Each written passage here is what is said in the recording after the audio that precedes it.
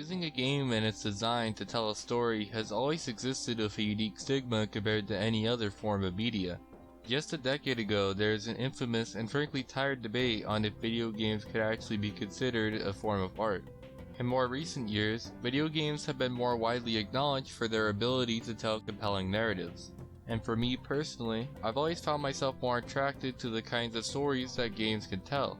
And that's because games have an inherently unique property to them: interactivity. The ability for the player to personally interact with a game can lead to the player having a greater immersion with the world and story in the hands of the right game designer than any other form of media like novels or films can provide.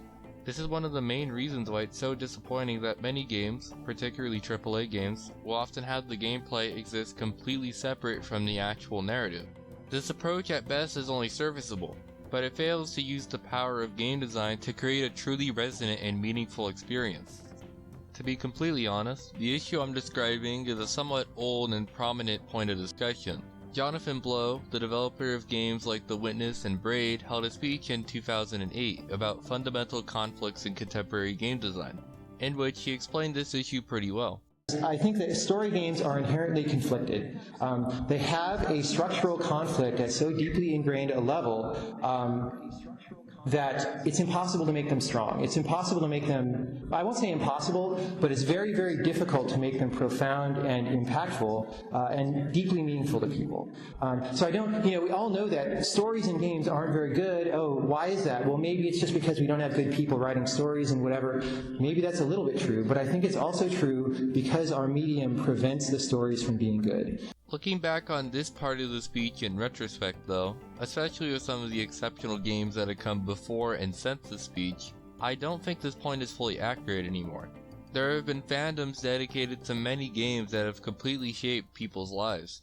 Even in my own experience, there have been many games that have deeply impacted and invested me within the stories they told.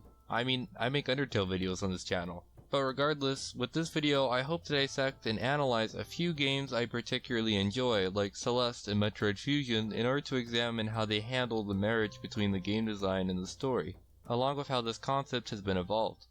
Before I get into any specific examples though, it's important that we cover our bases and go over some of the key concepts that are pertinent to this video. Now then, there's a decent chance that you already know about the term ludonarrative. But, assuming I'm wrong, the term ludonarrative refers to the intersection in a game of gameplay and narrative elements. The term itself comes from a combination of two words, ludo, which is derived from ludus, which means game in Latin, and narrative, which I'm sure you don't need me to explain. By combining these, we refer to the synchronicity between the player's experience and the game's story, where each side of the game can either enhance or diminish the other. The most common phrase used with ludonarrative is the phrase ludonarrative dissonance, which is likely where you've heard the term before if you already knew what it was.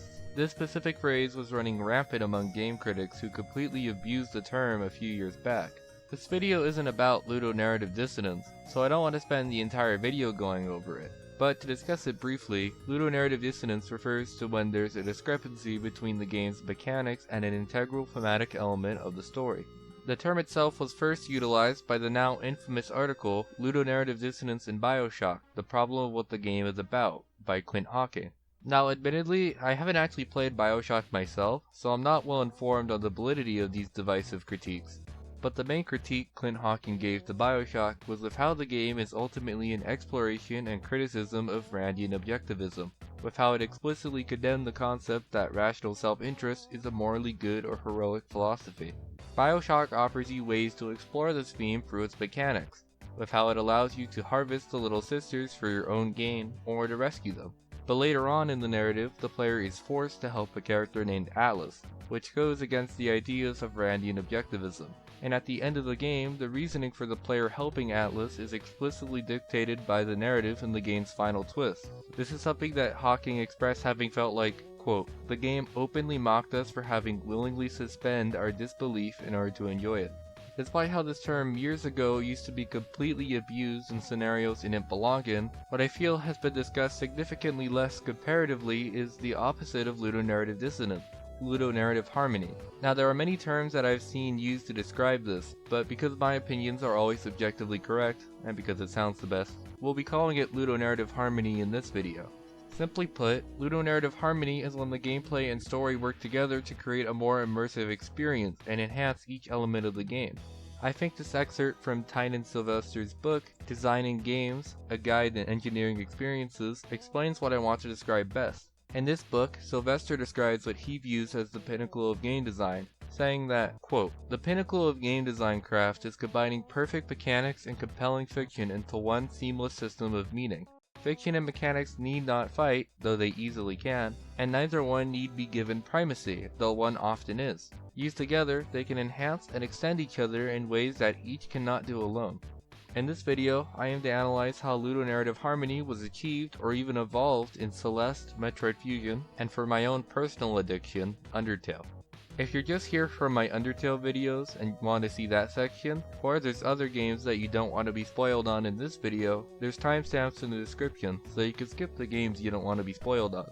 With all that said, let's finally get to the main part of this video, starting with Celeste is a game that I endlessly adore, and what I love about the game most is its brilliant usage of Ludonarrative Harmony. There's many points I could discuss on a general level for how Celeste synergizes the player's experience and the game's narrative to really resonate. But for this part of the video, I want to solely look at Celeste's 9th and final chapter, Farewell, and examine how the game is able to masterfully connect the player to Madeline's mental state. Not just through the design elements like the music and visuals, but primarily through the chapter's level design. Before getting into that though, I'll give the basic premise of the narrative to catch us all up to speed. In Chapter 9, we learn that sometime after the events of the main game, our protagonist, Madeline, is now completely torn up over the death of Granny, who Madeline got to know during her climb of the mountain. Madeline, as a result of this, ends up going on a quest to try and save Granny by capturing the bird that she believes is tied to her. As the summary of the premise may indicate, Celeste's Farewell has a narrative that centers itself around themes of grief and loss. So, to explore how much the game and level design help to reinforce those thematic ideas, I think it's easiest to go through the chapter chronologically. The chapter itself has 9 checkpoints, but these can be grouped into 5 major sections throughout the chapter, and we'll explore all 5 of these sections in this video. The first section of this chapter starts with Madeline going all the way to space as she begins to deny that Granny's death is unchangeable, and uses the bird to justify a way to save Granny in her mind. The level design here is designed to be introductory for the player, since it's the beginning of the chapter, but despite that, the level design reflects a feeling of hollowness and aimlessness. Many of the levels that introduce certain mechanics feel like they're designed to be intentionally basic and open, even for levels that exist to introduce and provide the player a tutorial of these mechanics. Levels with the new jellyfish mechanic in particular house many rooms that are designed with these big empty spaces. Additionally, some parts of this section feel like they're not fully communicated and give the player a sense of aimlessness while exploring. For example, to progress here, you have to use the red bubble to go right, which isn't very well communicated if you're not looking thoroughly at the level terrain. Or for another example, in order to find one of the keys in this section that are needed to progress, you need to figure out that this wall is fake, which again is not very well communicated by the game. To look at another aspect of the design, the track that plays during this section creates a feeling of reluctance, and a somewhat somber or hollow feeling.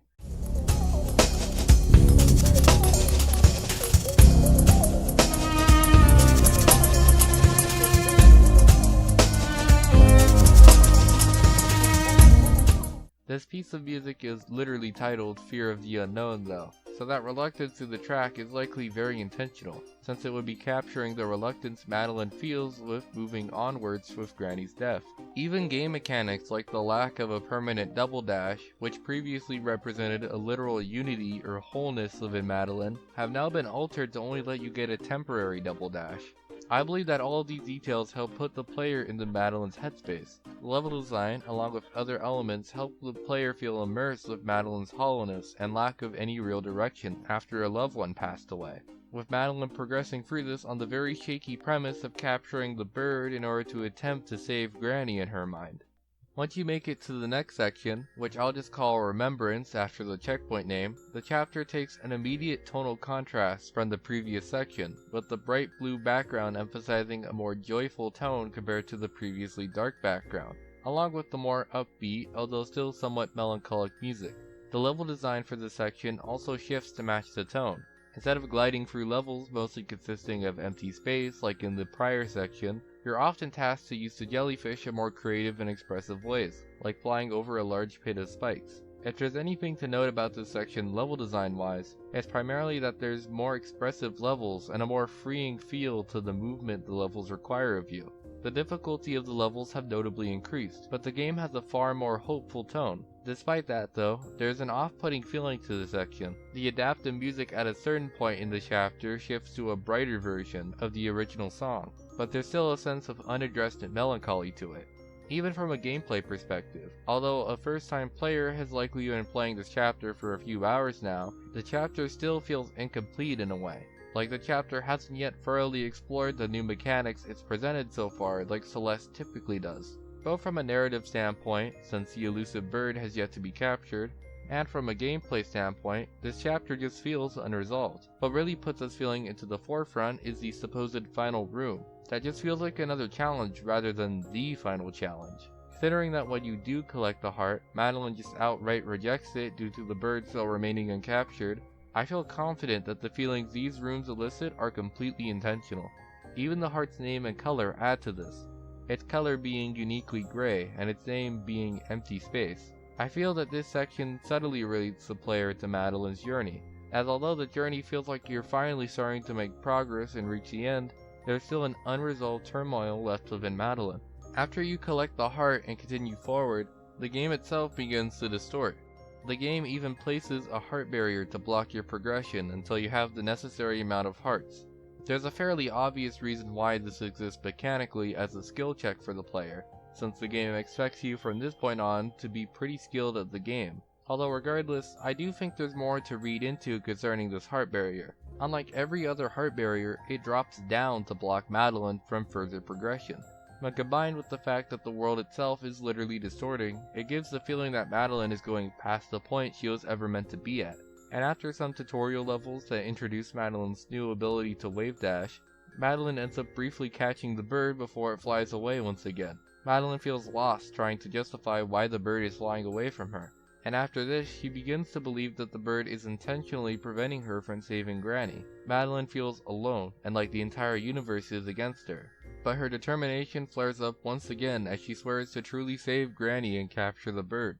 Now then, this next major section, which I've labeled Beyond the Heart after the OST, and because you go beyond the heart, is notorious for having some of the game's most difficult levels.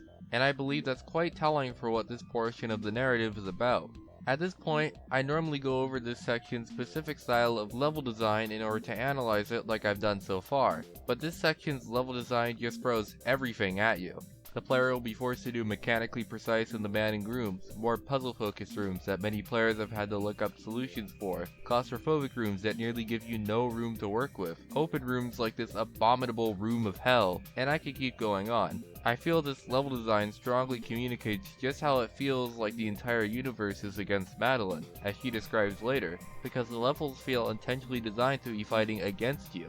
In a sense, it forces the player to match Madeline's determination in order to make it through this gauntlet. Beyond that though, the way that nearly every game mechanic used in prior chapters is recycled for this section also feels like an indication thematically on how the old problems are returning for both you and Madeline in the wake of new issues. Both narratively and mechanically, we can see how counterproductive this journey is for Madeline, as she keeps having to persist and endure room after room for what ultimately amounts to a stubborn defiance of reality.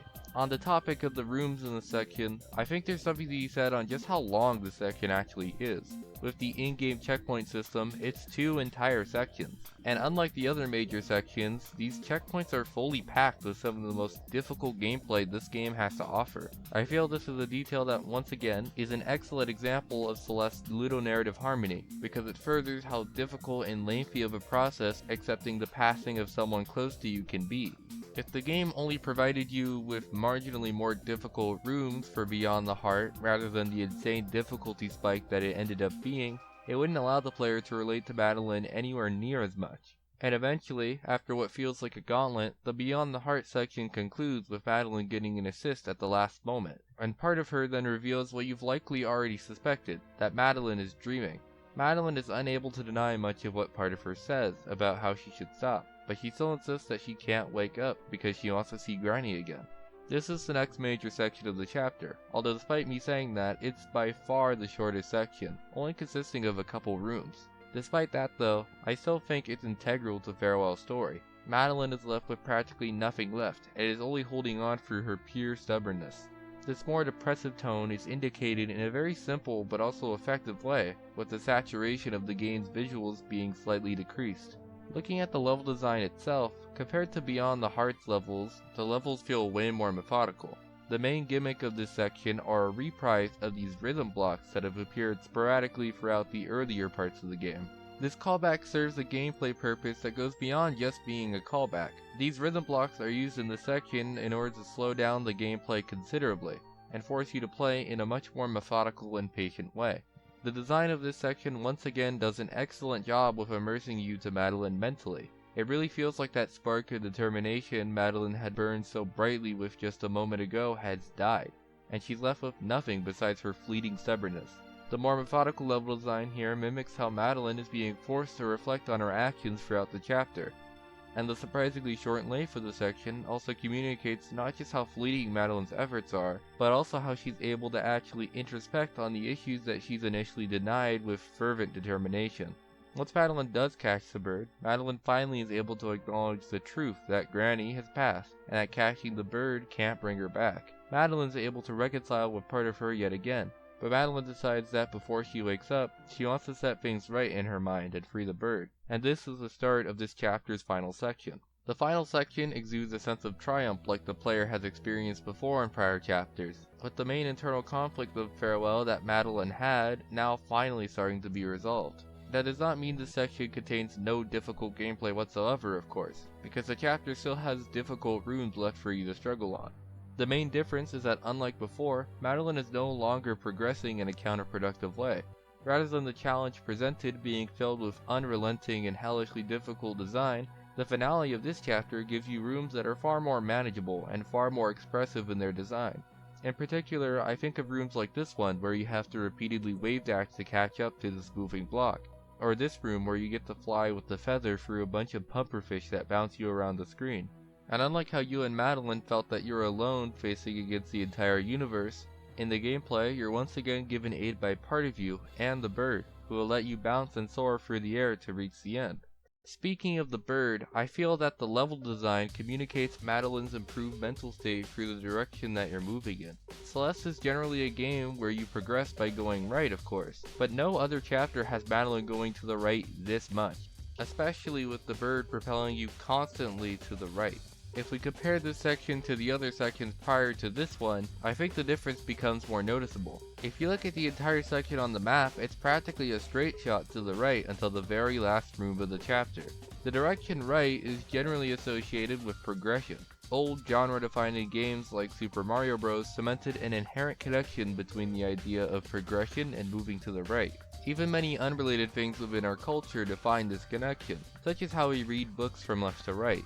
I believe this direction's strong priority in this final section is meant to indicate how Madeline is beginning to really come to terms with Granny's passing, and is now starting to move forward in a more healthy way. Emphasis though on the beginning to come to terms with it part, which the narrative itself shows with how Madeline still feels very distraught with Granny's death, even at the end. I also believe that's why mechanically Madeline only has one dash despite reconciling with part of her. It's meant to show that this is only the beginning of Madeline's journey of acceptance, and so the triumph of this chapter is presented far more subtly by not providing the player with two permanent dashes. The final room of this chapter is extremely unique though, due to the fact that it's really long, with it clocking in at around 2 to 3 minutes if you're playing through it. If you want to read into the level design itself here beyond length though, this room's showcase of a unique mix of mechanics with the upwind letting you float in the air may be emblematic of how Madeline still has a long road ahead of her filled with new challenges she has yet to face, which lines up neatly with everything I've discussed till this point. The difficulty helps the player to identify with Madeline's experience. You now feel like you're beginning to move forward in a more productive way, but despite that, it's still hard, because the game understands that grief is just difficult to deal with. Madeline needs to overcome this challenge, not just to set things right, but to wake up and be able to move forward despite Granny's passing with the help of others. If the game let the player indulge in a completely triumphant victory at the end, and tone down the difficulty to accommodate that, then this section would be far less effective with how it wants to communicate thematically on how difficult dealing with grief can be. Overall, Celeste has always been a game with excellent ludonarrative harmony, especially in regards to how the level design is used to link the player with Madeline's journey. The game itself has a pretty evident meta message surrounding how we get attached to the struggle, and our constant crave for more difficult challenges in video games. In this way, Madeline's struggle throughout the climb are designed to be our struggles, and in order to beat the game, you have to match her determination to overcome it. Celeste's farewell chapter is a great encapsulation of how gameplay is used to relate you to Madeline throughout the chapter. When Madeline feels completely hollow and aimless at the beginning after Granny's death, the level design reflects that feeling back to the player. When Madeline feels like the whole universe is against her, the player feels that in absurdly difficult levels you have to beat. And when Madeline starts to finally come to terms with what's happened, the level gives you a subtle but very strong triumphant feeling. The level design helps to enhance the narrative, and the narrative gives context to the level design. The interconnected nature of these two elements works wonders to help the game resonate so strongly with anyone that plays it, which I think the game's overwhelmingly positive reception can attest to.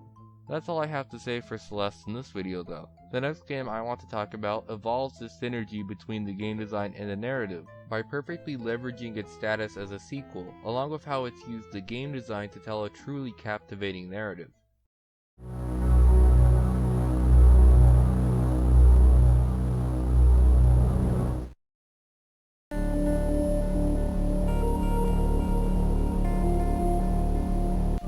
Metroid Fusion is a game that expands the entire series in an amazing way, with a narrative strongly strengthened by the fundamental differences in the game's approach to the world design compared to what came before. In order to understand how Metroid Fusion is able to achieve that though, I think it's important to understand what game Metroid Fusion is following up on.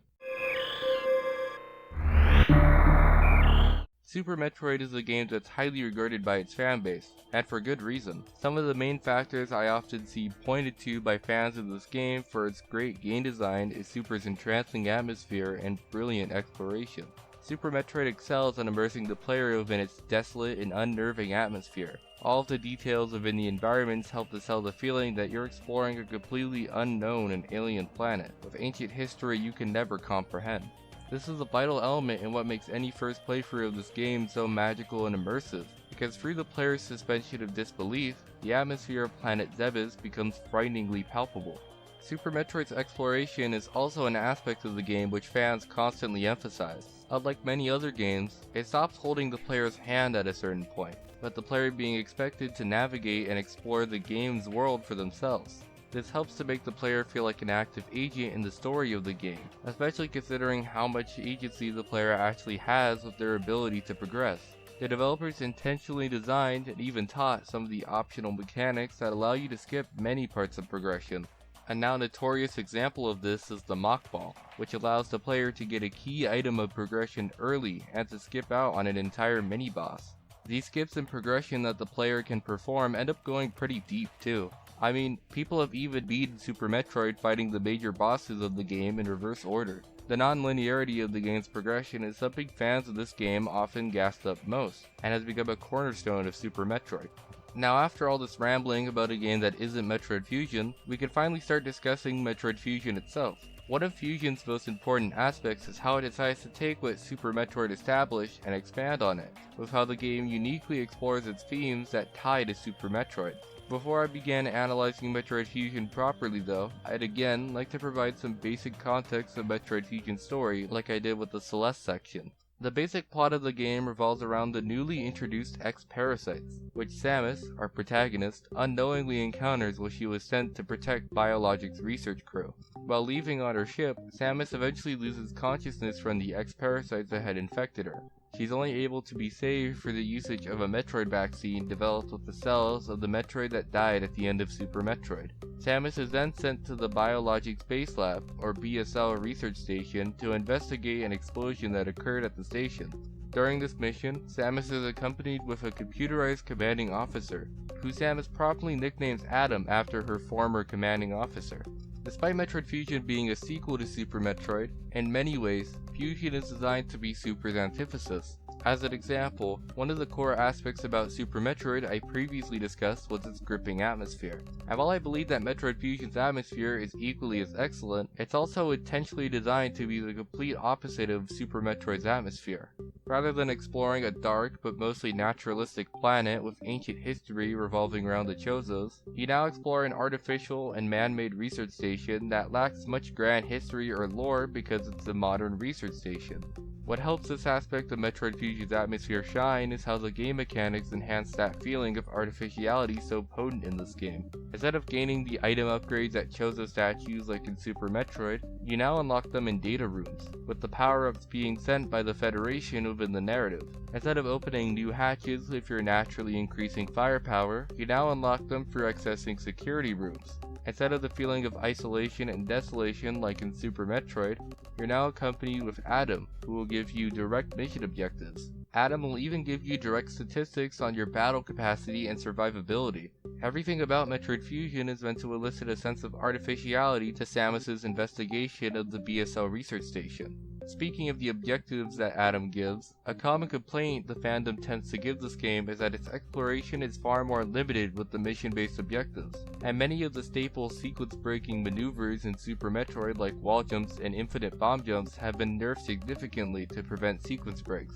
And although this is true, what this critique of Metroid Fusion fails to account for is that it's intentionally designed to be this way. The game fully expects the player to dislike their more limited ability to progress. Even Samus explicitly dislikes taking orders, which helps further align the player with Samus.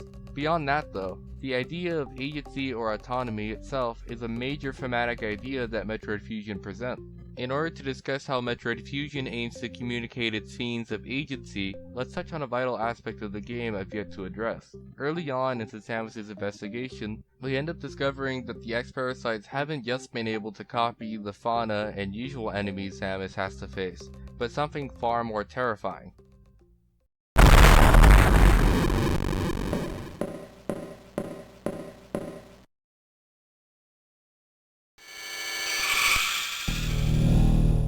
This is the SAX, as Adam later calls it, and it's unique in its status as an enemy compared to any other you've faced previously. Samus will encounter the SAX throughout the entire game. However, it will mercilessly decimate you, using all the abilities Samus had before like the power bomb, screw attack, and whatnot to explore the station, and the game excellently captures the feeling of being a cornered animal during any encounter with it.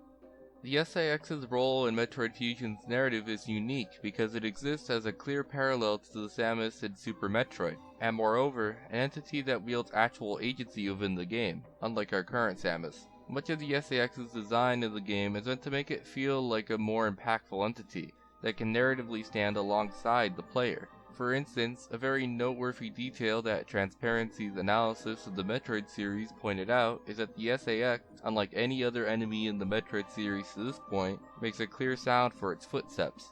This element of sound design is something that until this point existed solely to separate Samus from any fauna in the planets that she explored.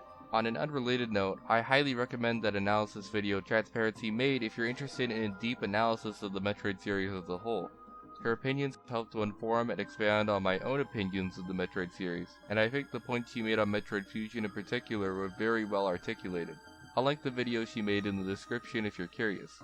Recommendations aside though, the role reversal between Samus and the SAX in terms of agency is highlighted prominently within the gameplay.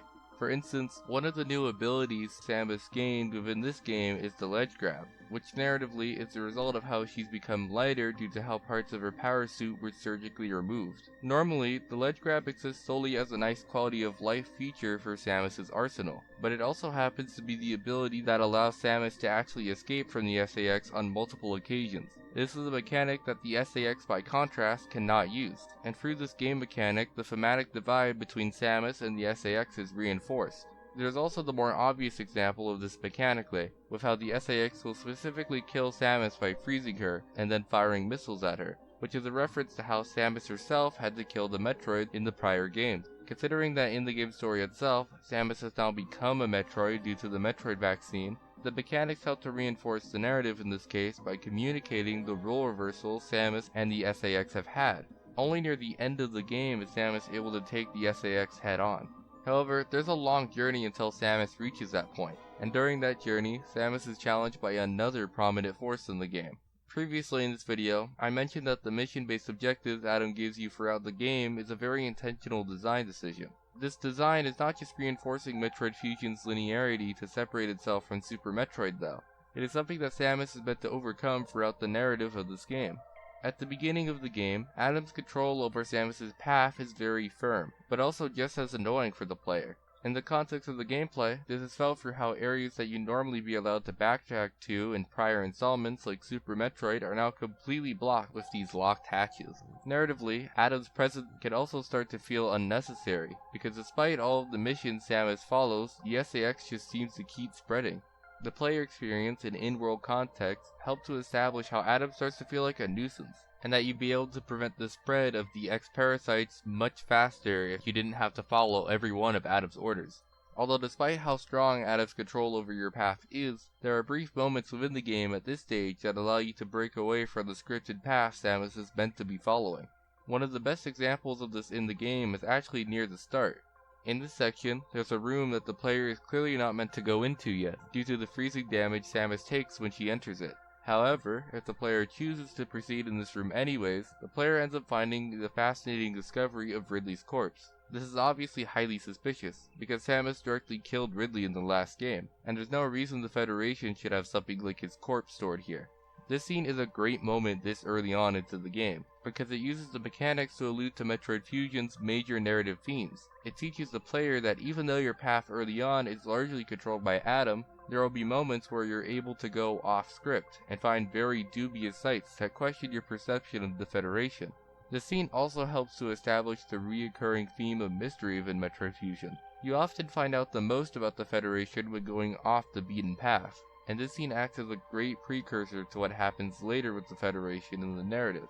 Of course, the further Samus gets through the mission, the more powerful she becomes as she regains her lost abilities. And as Samus becomes more powerful, she stops receiving upgrades from data rooms, but still manages to get upgrades from bosses she fights that narratively shouldn't exist.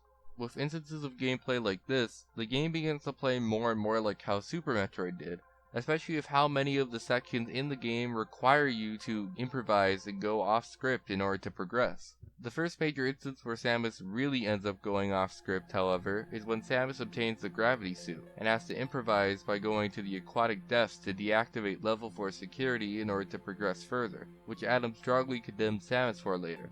Interestingly enough, out of any area in the game, the aquatic depths definitely is the area that feels the most like Super Metroid gameplay-wise. There's no mission or objective that Adam makes the player complete, and Adam's presence in the area is completely non-existent, which begins to bring back that feeling of isolation that was so prominent in prior games. Even the aesthetics of this area seem intentionally designed to call back to Meridia, which was an area in Super Metroid that became notorious for its entrance being something you have to really go off the beaten path to find, by using power bombs to destroy this glass tube. And Samus's next objective after unlocking level 4 security, he's tasked with investigating what happened to the security robot that she fought before, after it apparently went rogue. Once again though, Samus ends up going off script from Adam's orders, and she ends up going into a restricted zone that Samus is clearly not meant to enter. In the restricted zone, Samus ends up discovering the Federation Metroid breeding program. Both in the gameplay and narrative, this scene is designed to be the logical extreme of what came before, with the moment I described earlier in this video of discovering Ridley's frozen corpse. After Samus discovers the Metroid breeding program, Adam tells Samus that the Metroid breeding program was only for peaceful applications, but naturally, any player is extremely suspicious at this point with the abundance of strange hints and implications we've seen about the Federation. And near the end of Metroid Fusion, Adam reveals everything sinister about the Federation that the story has built up thus far. In the narrative, we learn that the Federation has grown a strong interest in the SAX, and plan to capture it in order to use it for their own gain. We even learned that the Federation began to intentionally withhold some of Samus's upgrades, like the plasma beam and the fusion missiles, but since they're already sent, she was able to obtain those anyways. Retroactively, this makes the fact that Samus ultimately obtained those abilities anyways demonstrate how she's managed to regain much of her lost agency. Although Samus is now being directly stripped of her agency, as she's being instructed to wait in the navigation room she's confined in until the Federation arrives. The scene that plays out next is easily the best in the game, and maybe even the Metroid franchise as a whole, but I don't plan to summarize it all here. Instead, I want to examine a surprisingly simple game design choice Fusion makes with this scene, that manages to elevate its messaging in the narrative so much. During this scene, the current cutscene will cut, and the player will be allowed to interact in this navigation room until the player chooses to continue the cutscene. There's just one thing that's preventing you from escaping, and it's these locked hatches. I've only mentioned this briefly before, but these locked hatches have been used throughout your entire playthrough in order to prevent the player from doing any needless backtracking to other areas. Admittedly, these types of lock did exist, even in the more non-linear installments like Super Metroid. In Super, these locks existed as just a part of the world design, and functioned more like an invisible guiding hand for the player's progression. Moreover, these locks could often be broken earlier than they are intended to. It didn't exist so rigidly. Metroid Fusion, by contrast, incorporates these locks into the actual narrative, with how Metroid Fusion's constant usage of them throughout the game exists to demonstrate the Federation's ability to dictate Samus's path throughout the station. In that sense, it's fitting that the Federation's final obstacle for Samus from a gameplay standpoint are these locked hatches. There's no way to open them or break them in any way. They exist thematically as the Federation's ability to restrict Samus's agency. The only way you can progress past this point is for Samus to confront Adam, and through confronting Adam, Samus has to confront the Federation as a whole. Now then, for this point I could go over the rest of the game, but as I previously mentioned, I don't plan to summarize everything left in the game, because I feel that this video has included the most important details surrounding how the game has achieved such an amazing level of ludonarrative harmony. Metroid Fusion is a game that is following up on the previous games in the series, and it uses its status as a sequel to intentionally distance itself from Super Metroid. Many of the themes that Metroid Fusion explores are baked into its game design, and it explores the themes of agency that Super Metroid helped define largely through the player's experience, and it helps to make the player really feel connected to Samus's journey throughout Metroid Fusion. The next game I want to talk about manages to go beyond the way I've considered ludonarrative harmony thus far, and manages to immerse the player within its fiction in a way that I've never seen any other game manage to do.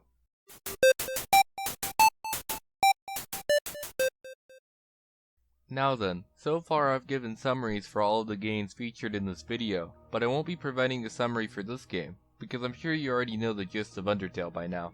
On a surface level, this game wouldn't really appear to have much synergy between its gameplay and the narrative. It doesn't take too much thought to realize that the meat of this game is very clearly within its dialogue and quirky characters. Nobody really remembers Undertale for having a masterful combat system like a lot of the Final Fantasy series, or even a game like Mother 3.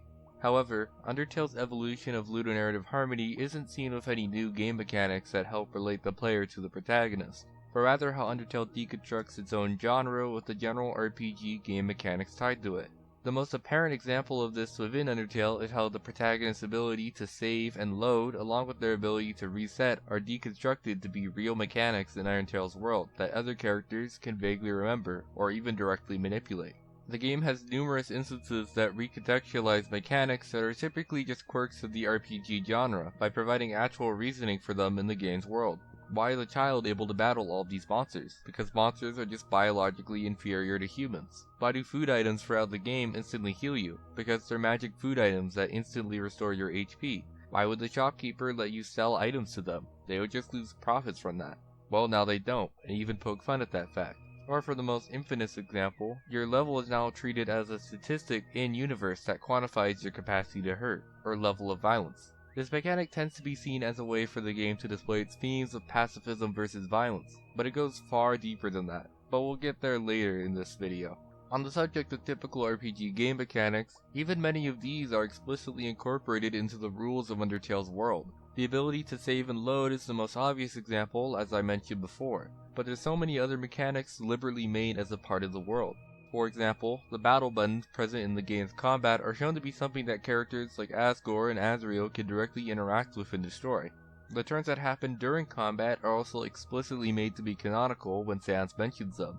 Or for a more sly example, Gerson knows that you're unable to hurt him because he's a shopkeeper, and shopkeepers in RPGs tend to be unkillable since their purpose is just to sell you items. Even the narration has a strong case to be made for it being an in-universe element, since the narration of the game is often speculated to be given by Kara.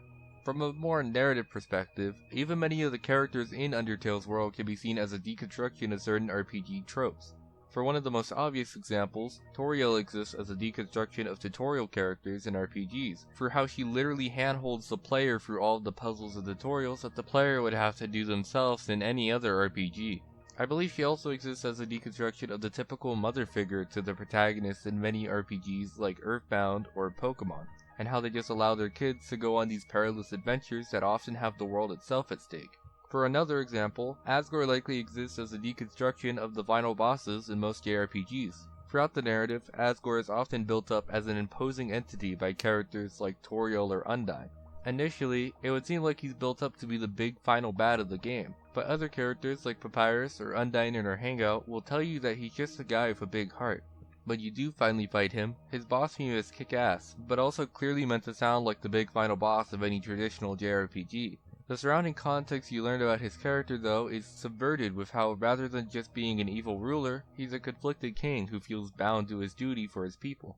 At a surface level, all the deconstruction that Undertale does to the RPG genre can just seem like meta-humor that pokes fun at the tropes in the genre. But all this does serve Undertale's story in an extremely vital way. Undertale's narrative is about many things, but one of the most important aspects of it that has begun to be discussed more recently in the wake of analysis such as Oblivion Theory is the game's meta-narrative. Undertale's meta-narrative is one that examines the ways that players will engage with games. However, Undertale is extremely unique compared to many other games that have meta-narratives. Unlike most meta-games, which tend to embrace the fact that they are just video games and diminish your investment within the game's actual world, Undertale treats its own world as real.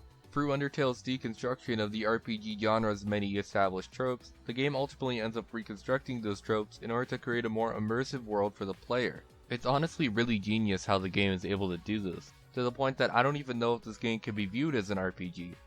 Viewing Undertale through this lens reveals a lot of the intricacies in its themes. The pacifist route, for example, isn't just a message on how you should strive for pacifism, or that choosing to be a good person is the harder but ultimately more rewarding choice. It's a route where the player has to actively engage with the world like it's a living, breathing world.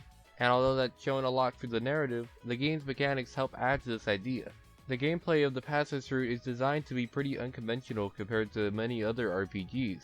I mean, this is the route where you win battles for actually listening to the monster's problems and help resolve their issues, along with how there's dating simulator elements that are prominent in the pacifist route. And those hangout sessions are completely optional or could just be completely inaccessible on the other routes. In order to do the hangouts, you have to actually treat the world like it's real, and listen to the characters' dialogue to know that they exist. All of this is why Asriel is so perfect as Undertale's final boss for the pacifist route. If you're observant to the dialogue Asriel has during and before his fight, you may notice a pattern in his statements. He tends to say things like, "You made them love you," or saying that it's your fault for getting to this point. Even when he initially encourages you to go down this route, he refers to it as a better ending. Unlike how most final bosses would be designed to be a foil to the protagonist, Asriel is designed to be a foil to the player. Just like how the player would view Undertale's world, he views the characters within it solely as NPCs, or as he directly states, it's all a game. This is what makes the way that you're ultimately able to defeat Asriel mechanically so fascinating. Eventually during this fight, Asriel completely overpower the player when he shows off his true power. All the player can do is struggle, and eventually the narration describes how you are unable to save the game, but the player is given the option to save their friends. At the end, you can even save Asriel.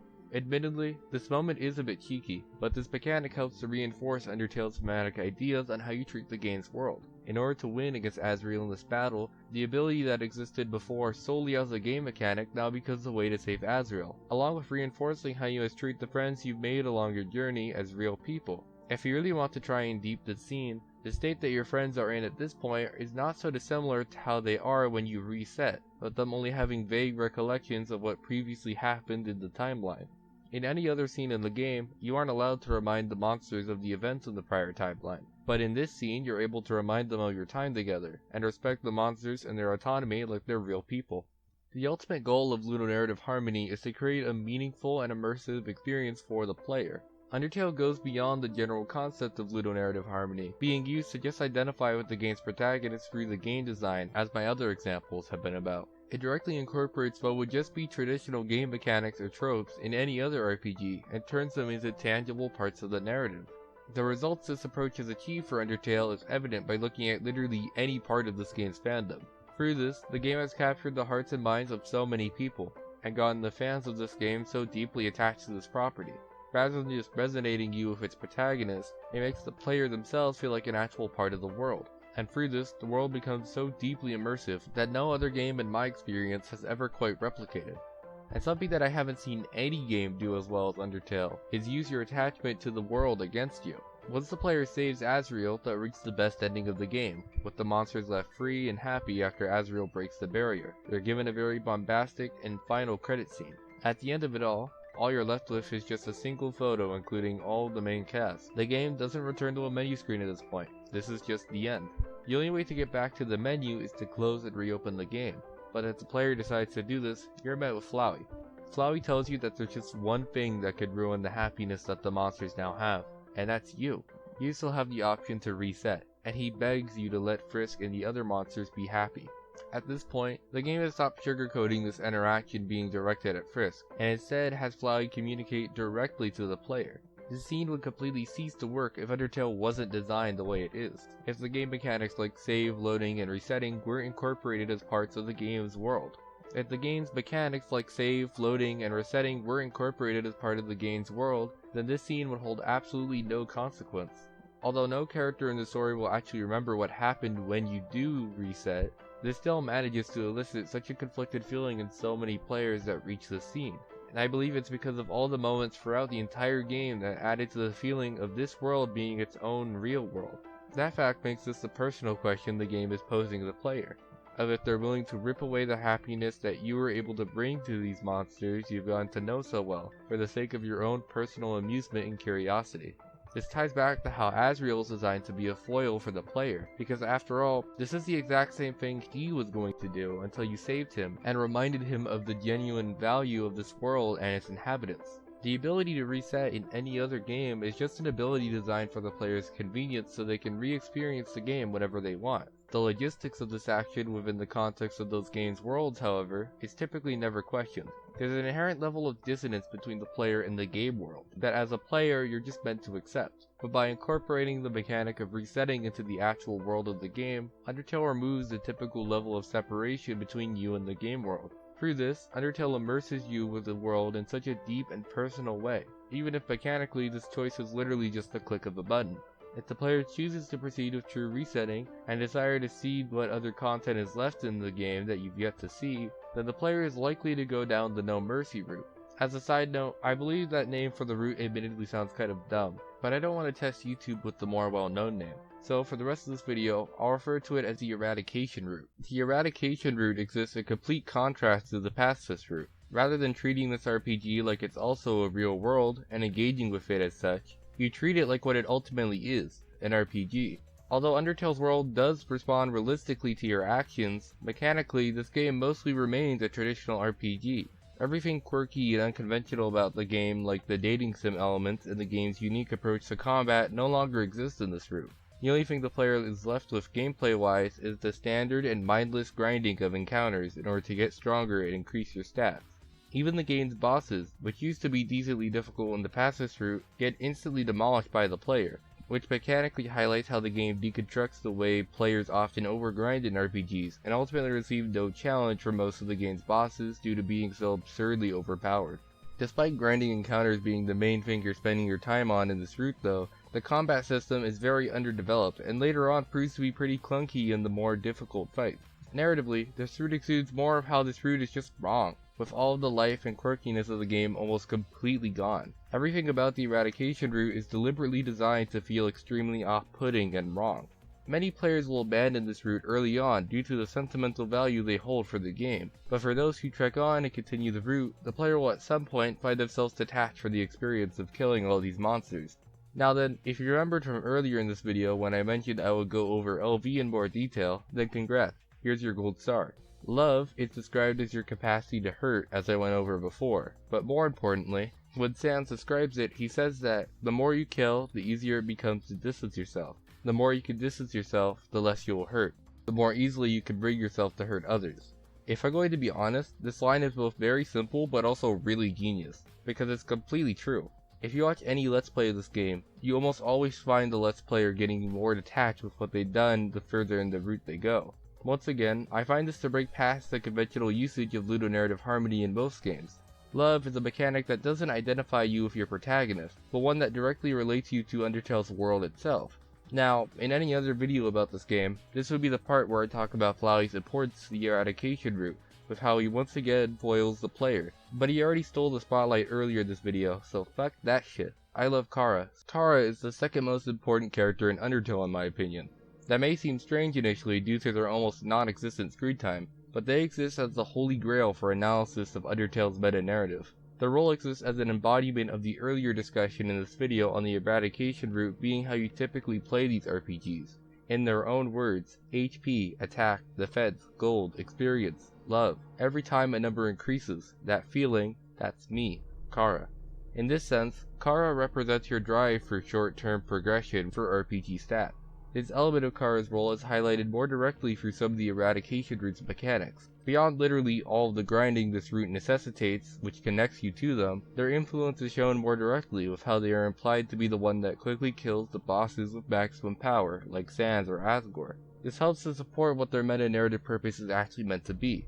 There are some more subtle elements that relate the player to Kara through the game mechanics, such as how in your second meeting, they refer to themselves as the demon that comes when you call its name. Coincidentally, at the very start of the game, it is the player that names Kara to whatever they want, under the false pretense that this character is the same one you control throughout the entire game. Now then, this discussion about Kara may seem somewhat contradictory initially. I describe Kara as someone that the player is meant to directly relate to, but Kara's one major appearance in the game is a scene that shows them as an alarming threat, with the track that plays when encountering them being extremely creepy. And unlike Flowey, who relates to the player in a more obvious way, most people during their first playthrough of the eradication route will choose to not reset the world. But I believe that this dissonance is completely intentional, and this presentation is actually more in line with what Undertale wants to say. As I've stated previously in this video, Undertale wants you to treat its world as actually real. Through Undertale's deliberate choice to make Kara's appearance seem demonic to the player, it highlights just how unnatural their drive to erase this world and proceed to the next one really is. This type of gamistic determination runs completely counter to a world like Undertale, which for a few simple design choices regarding Kara's appearance reinforces the fact that this world is one that ideally has you see it as real. But by playing the eradication route, you have actively chosen to treat it like it's just another RPG. I feel there is so much to be said on how Undertale is able to communicate its themes and messages with how it personally invests the player within its own fiction. In this regard, I see Undertale as an evolution of Ludonarrative Harmony. It's not an example of a well-executed synergy between the game's mechanics and the protagonist of the narrative, but rather it makes the player feel uniquely immersed with the game by making the player feel like an actual existence within Undertale's world. Welcome. If you made it this far, that means you've officially reached the conclusion of this video. The script ended up ballooning out for this video far more than I expected it to, which you've probably noticed by this video's length, but I'm very proud of how it turned out.